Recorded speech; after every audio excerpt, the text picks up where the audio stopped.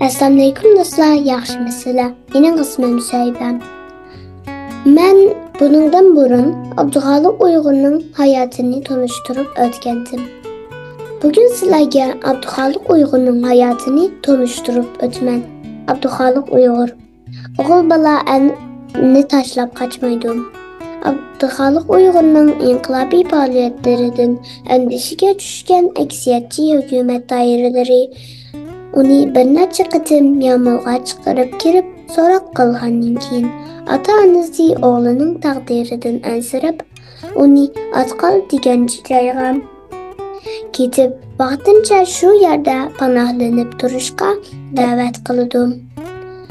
Abdug'oliq Uyg'ur ota-onasining lavzini yerolmay egallanib oldiga kelingan atqa mingan bo'lsa-mu oila o'rtasida urug' tuqqan va yurtdoshlarining yig'izal qilayotganini ko'rib, men qochib ketmay, el-yurt jamoatlar bu yerda yig'izal qilishyotsa, men ketsam bo'lmaydi. Men uchun el-yurt azob tortmamdi. O'g'il bola elni tashlab qochmaydi.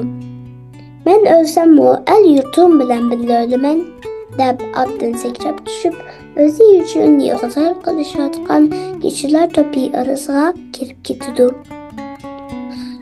1933-yili Atiyaz kunlarining birida xalq qo'zg'olonini bostirish uchun chiqqan Shimshiseyning bandit qo'shinlari 17 nafar kishini Turpan Yangishahar bo'xtonisining oldidagi maydonga yalab elib kelib, ularni arqon bilan jazo tuvruklariga bog'laydi.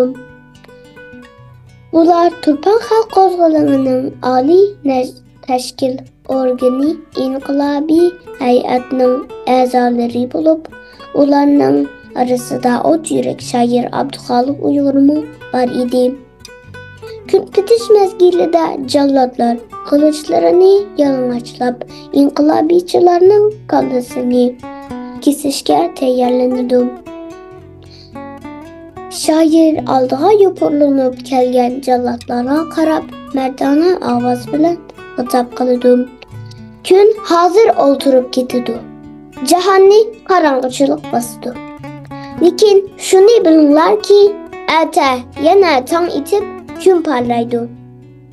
Shoirning o'lim oldida tiz bitmaydigan inqilobiy jasoratidan qo'rqib titragan jallodlar g'ijirlashgan holda shoirning bo'yniga qilich urib, uning muborak kallasini tenidan judo qildi. Rahmat.